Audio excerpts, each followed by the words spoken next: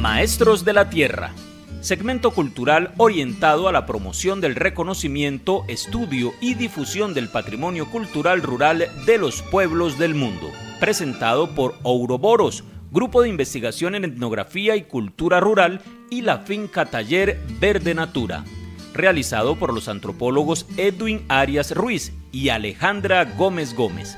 Historias de vida del mundo rural narradas a través de los labios de sus protagonistas. El paisaje cultural rural, las actividades agrarias, los saberes y sentires de los pobladores del campo son vistos desde distintos ángulos para mostrar facetas olvidadas y desconocidas de su vida cotidiana.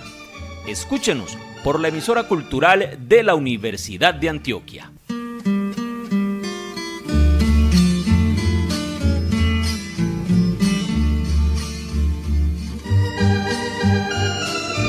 Cordial saludo para todos los que en estos momentos están en sintonía de la emisora cultural Universidad de Antioquia. El mundo rural sigue estando en el centro de todas las noticias. Aún se pueden ver en muchos municipios de la Comunidad Valenciana los vestigios causados por la denominada Dana, ocurrida el martes 29 de octubre. Todos los canales informativos se hacen eco de este enorme desastre, donde la Comunidad Valenciana sufrió la peor parte debido a las torrenciales lluvias y a las inundaciones que la afectaron. La denominada gota fría o Dana es un fenómeno ambiental que cada vez se presenta con más intensidad y consecuencias. Muestra de ello es lo que vivieron miles de habitantes de Valencia. Los elementos naturales impactaron sin misericordia sobre el territorio, destruyendo las infraestructuras, cultivos, enseres y personas. Las zonas afectadas parecían más un territorio de guerra, con vehículos amontonados, casas inundadas, gente desesperada y millones de pérdidas. Lo más lamentable de todo ha sido la pérdida de las personas y de sus seres queridos. Las riadas han dejado un rastro de destrucción, desolación y tristeza por todos lados. Es indescriptible el rostro de esta tragedia. No solo es lamentable lo que acaba de ocurrir, sino también increíble de creer que en pleno siglo XXI sigan ocurriendo este tipo de cosas. Pues es un fenómeno que año tras año se presenta y que por los antecedentes históricos conocidos ya se tienen muchos de sus efectos. En su momento ya se poseía bastante información y registro del mismo, por lo que se habría podido paliar un poco sus efectos devastadores. Esto nos demuestra una vez más que nos queda aún mucho por aprender y que las fuerzas de la naturaleza son implacables, máxime cuando las actividades humanas van a contracorriente de las mismas. Sí, Edwin, hay fenómenos cíclicos que, si bien son bastante conocidos, aún pues mantienen dentro de su desarrollo procesos que se deben dilucidar. La ciencia, la planificación y la preparación anticipada pueden ayudar a que este tipo de tragedias pues no se repitan con tanta violencia. De todos nosotros pues depende afrontar de manera decidida los efectos que a futuro nos traerá el cambio climático. Amables oyentes, les cuento que hoy en nuestra agenda tenemos en Los Maestros de la Tierra Cuentan, vamos a conversar con el señor Albert Ronald Morales. Con él nos internaremos en el amplio mundo de las frutas, hablaremos de recetas, de sus usos, de los beneficios de la frutoterapia. Nuestro invitado es ampliamente conocido en este último campo y con él pues vamos a conocer parte de su obra y profundizaremos sobre el poder curativo de las frutas. En el segmento de las cosas de la academia y el campo, pues les traemos la segunda parte de la conversación con Elena Janés, encargada de la oficina de turismo del municipio de Cirat en el Alto Mijares. Recordemos que esta localidad ofrece no solo una serie de atractivos turísticos naturales como sus fuentes o sus zonas de baño, sino también aguas termales para el disfrute de locales y foráneos. Los invitamos pues para que se queden con nosotros y disfruten de su programa Maestros y Maestras de la Tierra, aquí por la emisora cultural Universidad de Antioquia. Bienvenidos.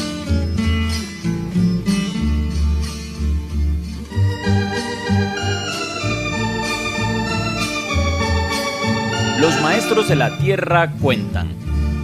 A lo largo de nuestras vidas hemos conocido hombres y mujeres singulares que habitan en el mundo rural. Hemos compartido con ellos sus saberes y sus conocimientos, sus anécdotas y sus experiencias enriquecedoras sobre las actividades agrarias. Estos personajes maravillosos son los protagonistas de este programa. Ellos son los maestros de la tierra, memoria viva del mundo rural. Hoy en Los Maestros de la Tierra conversaremos entonces con el señor Albert Ronald Morales.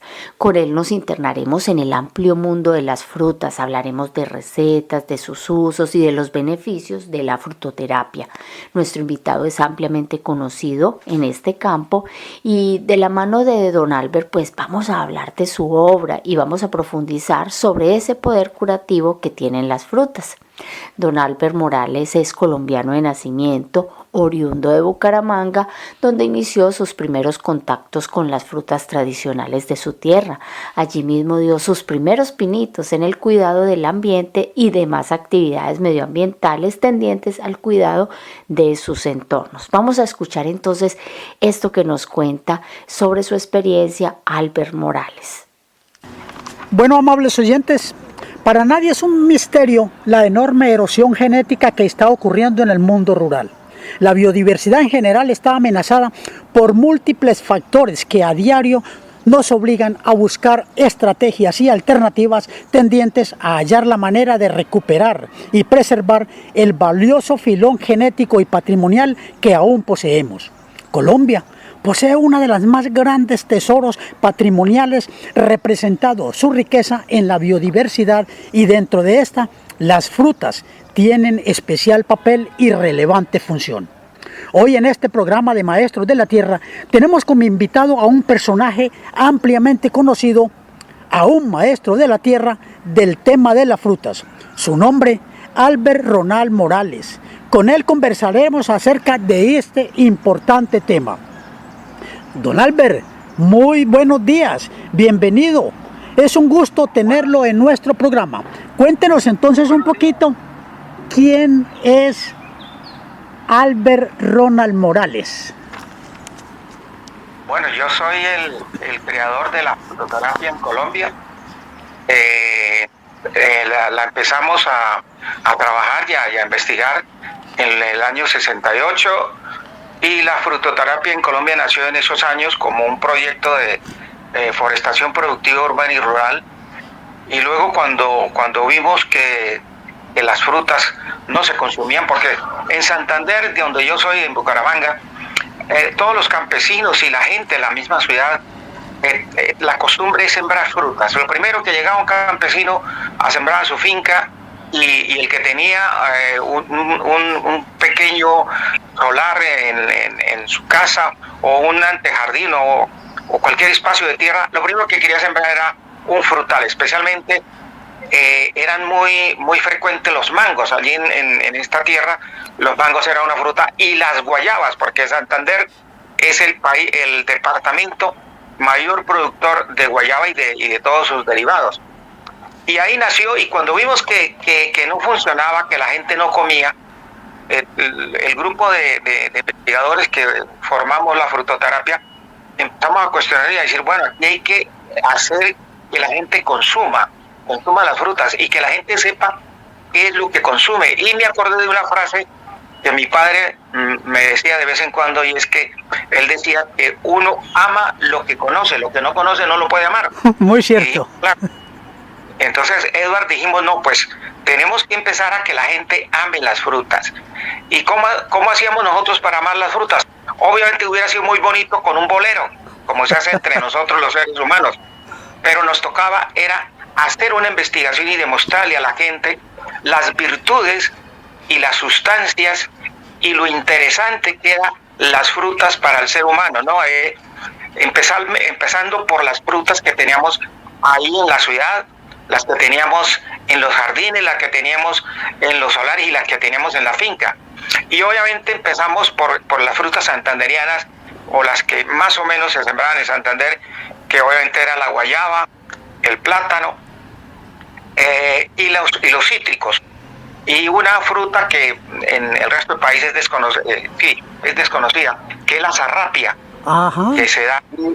Yo creo que Edwin la conoce porque el árbol es muy bonito, es muy parecido a los mangos y tiene un sombrío excelente, es un recogedor de agua también por sus raíces y desde el punto de vista del crecimiento es también excelente.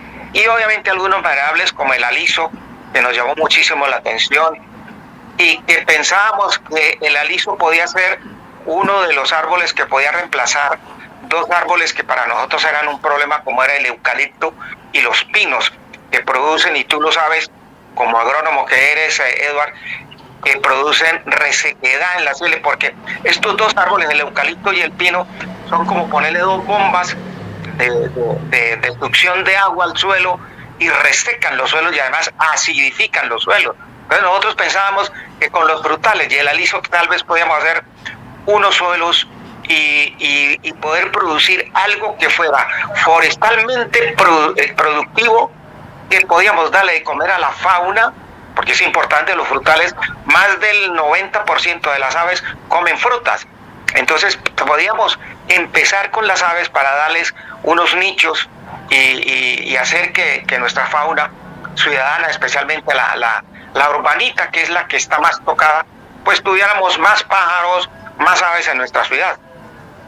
Sí, señor, usted tiene mucha razón y veo que desde siempre usted ha tenido bastantes inquietudes alrededor de la protección y preservación de la biodiversidad. Cuéntenos un poquito acerca de esa historia de los Amigos de la Tierra. Bueno, los Amigos de la Tierra es una organización mundial, es la OMAT, que se fundó por ahí en los años 60, cuando fundaron también Greenpeace. Pues hubo otro grupo de jóvenes inquietos y en California se fundó la Organización Mundial Amigos de la Tierra, que era y es todas las personas que sean amigas de la tierra, que sientan la tierra, la Pachamama, como dicen nuestros indígenas, y que crean que el único planeta que tenemos habitable hasta ahora conocido, porque probablemente hay otros más y serán habitables, pero por ahora conocidos, y que podamos vivir los seres humanos como somos, es el planeta Tierra. Entonces, la Organización Amigos de la Tierra nació para darle un viraje diferente a Greenpeace, para trabajar la protección, la biodiversidad y todos los recursos del planeta Tierra, empezando por el ser humano y luego por los animales y por supuesto por la biodiversidad. Bueno, me parece muy interesante. Precisamente le comento, nosotros hicimos unos podcasts en Medellín que se llamaron SOS Salvemos el Paraíso de las Frutas, porque estábamos haciendo una llamada urgente a salvar los municipios de Sopetrán, San Jerónimo y Santa Fe, Antioquia, que en estos momentos son un crisol enorme de biodiversidad de frutas tradicionales.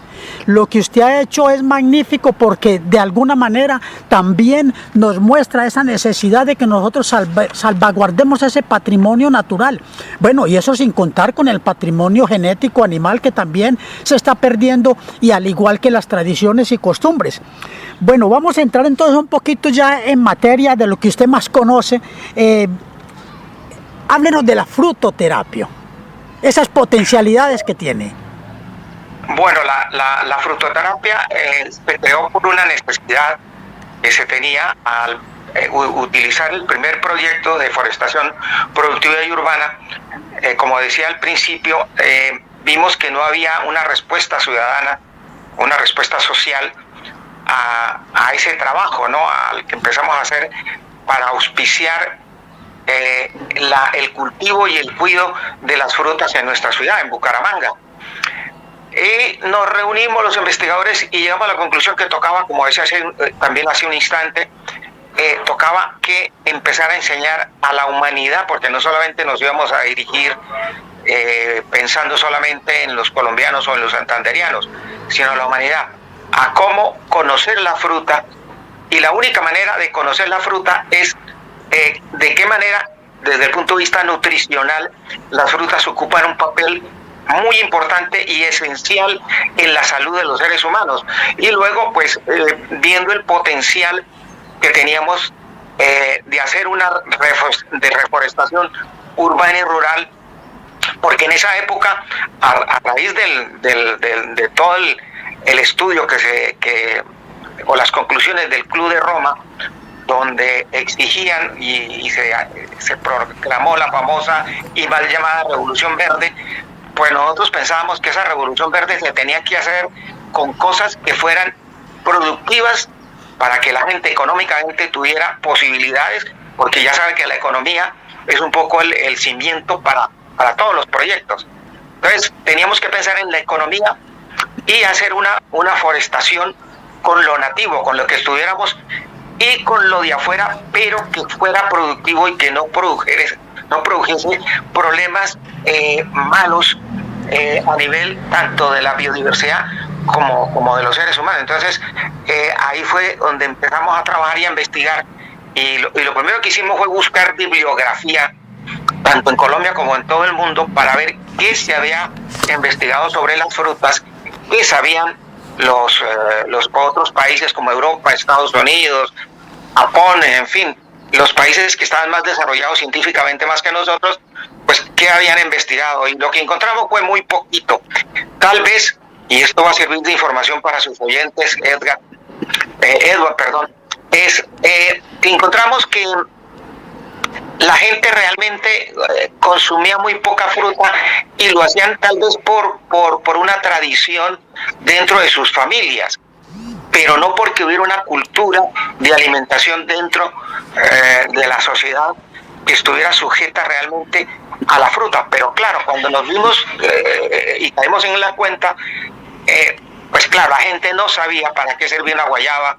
Algunos estudios se han hecho sobre la manzana, sobre la uva. Tal vez, fíjate que la fruta que más estudios tenía en esa época, aunque eran muy poquitos relativamente, se conocía algo sobre algunas sustancias, pero nada más, algunas vitaminas, fue la uva. La uva, por ser una fruta tan universal y que se cultiva, o en esa época se cultivaba en muchísimas partes del mundo. Y luego tomamos toda esta información, la estudiamos y empezamos a trabajar nuestras frutas. Hay que recordar, Edwin, que el país, Colombia, tiene 465 especies de frutas, siendo el país más rico después de China. Tal vez somos nosotros los países más ricos en este recurso de la biodiversidad frutal que tenemos en el planeta. Muy cierto, señor. Y yo creo que esa es una gran oportunidad, porque a partir de eso podemos cambiar los hábitos alimentarios de la gente y mostrar esas bondades y potencialidades de las frutas, tanto a nivel de salud y nutrición como de la medicina. Y usted también, me imagino que trabaja mucho esa parte de la frutoterapia que es relacionada con la estética y la belleza. Creo que es muy importante que la gente sepa realmente lo que tienes y que estamos dejando erosionar esta gran riqueza genética de nuestros pueblos.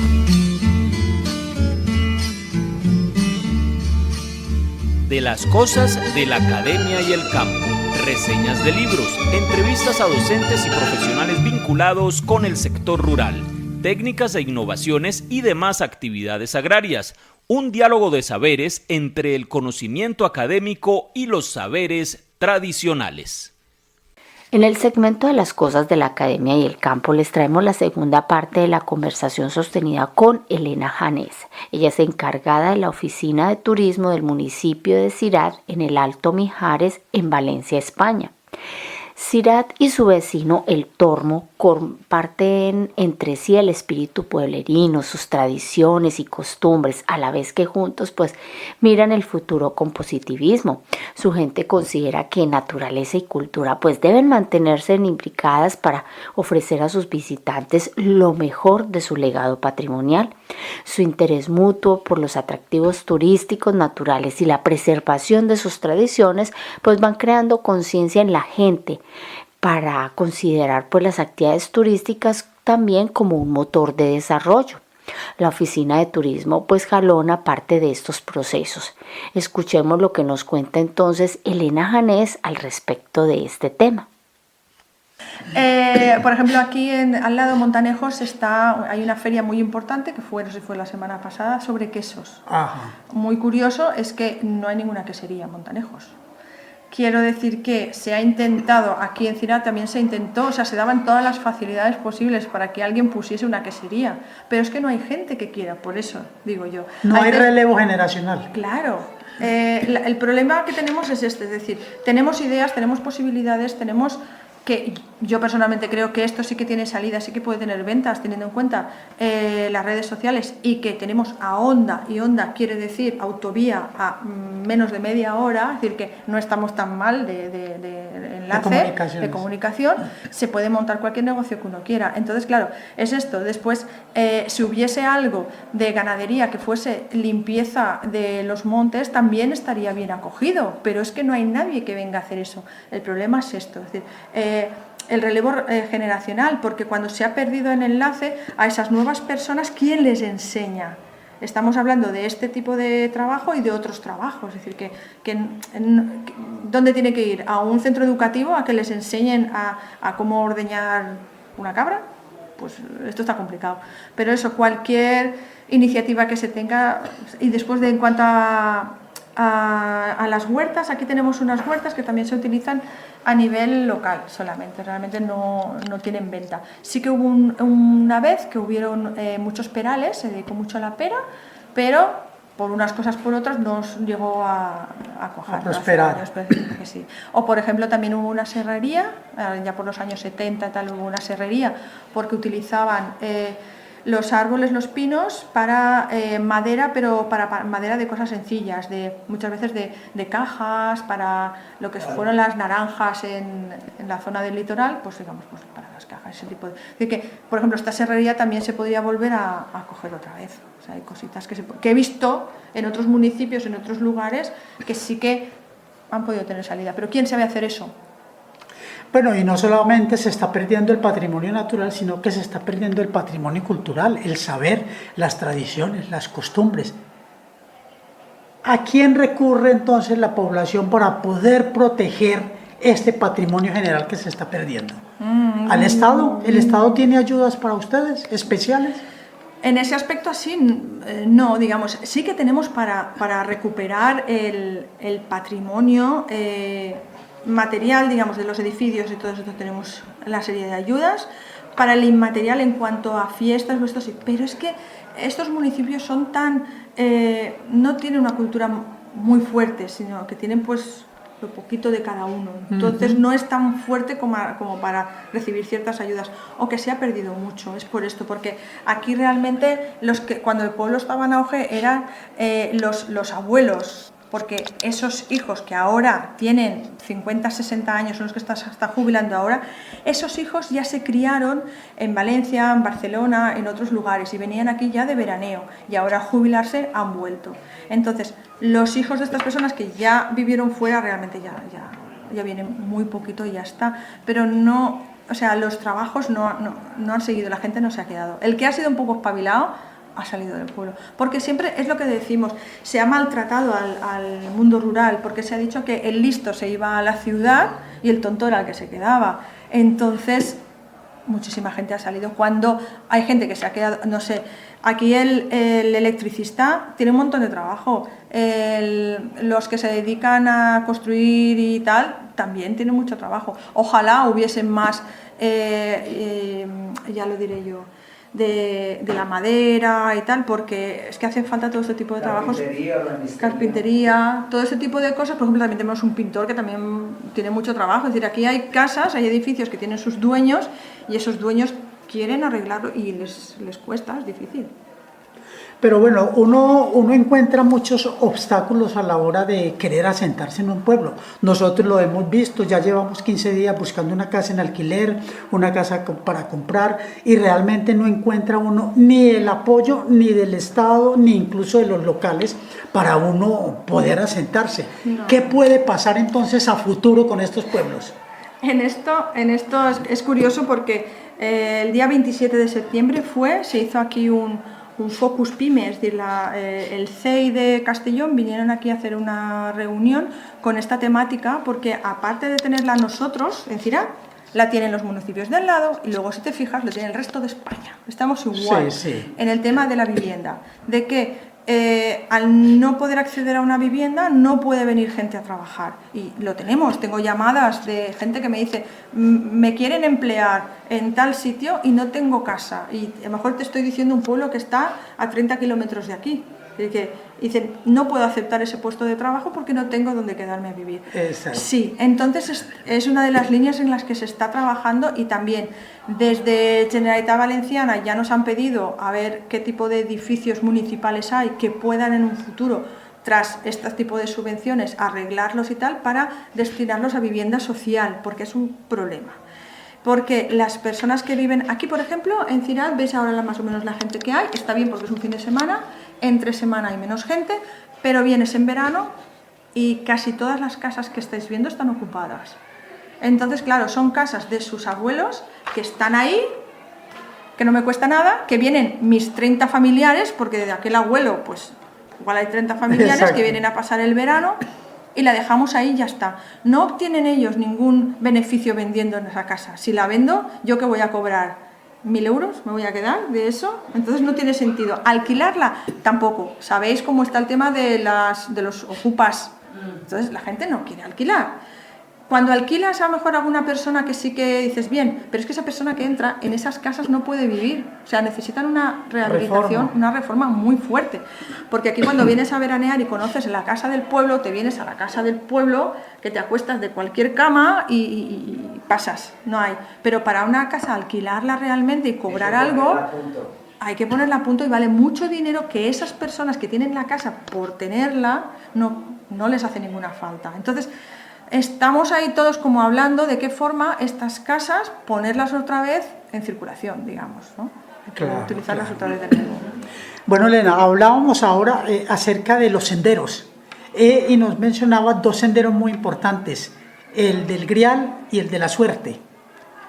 No, del Cid. El Cid, el Cid. Bueno, háblenos de esos 2 senderos, principalmente el del Grial, que hay mucha gente que le llama mucho la atención. Sí, sí. Tenemos por una parte, pasa por Cirat el camino del Cid, que es el camino que hizo en la conquista hacia Valencia, y por otra parte el del Santo Grial, que viene ya de otra zona más al norte, que entra por la zona de Segorbe y aquí hace como un pequeño anillo hasta llegar a Valencia. Entonces tenemos lo que es una credencial en la que la gente, cuando va pasando por cada uno de los municipios, lo va sellando, y entonces pues es un reconocimiento al final, pues es un poquito como el Camino de Santiago, exacto, igual, sí. para ir se puede hacer andando, se puede hacer en bici, se puede hacer en coche, que no me gusta. ¿Y cuántos kilómetros aproximadamente es la ruta? No sé, no lo sé, 100 y pico serán a lo mejor el terminarlo todo. Es a llegar a la Catedral de Valencia, donde está el Santo Grial. Donde está el Santo Grial. Bueno, no me quiero ir sin antes que nos cuente un poco acerca de lo famoso que ha sido para nosotros y para mucha gente Plaza y Llanés. Hablemos de esa literatura, de esos libros tan importantes. Un poco de... Es que yo conocerlo no lo conozco, simplemente pues esto, que fue el hermano de mi abuelo, entonces siempre que nos gusta saber que fue una persona pues, que hizo mucho por la cultura.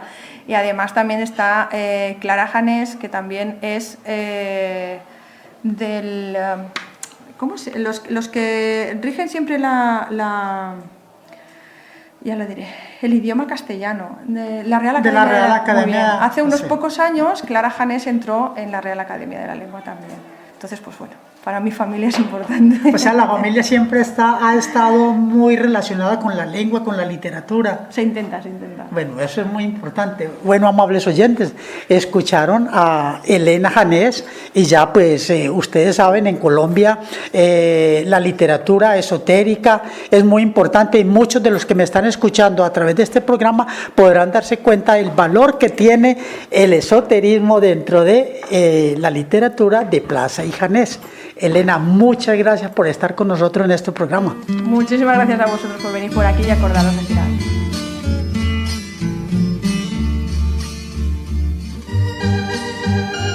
Fue un placer haber estado con todos ustedes, amables oyentes, en este segmento cultural de Maestros de la Tierra. Agradeceríamos mucho sus comentarios, sugerencias y participaciones. Pueden escribirnos al correo electrónico maestrosdelatierra@gmail.com. Si desean conocer más acerca de los temas que se han tratado, pueden buscarnos en las redes sociales como @Finca Taller Verde Natura o como @Ouroboros, Grupo de Investigación en Etnografía y Cultura Rural. Porque los maestros de la tierra son la memoria viva del mundo rural. Hasta pronto.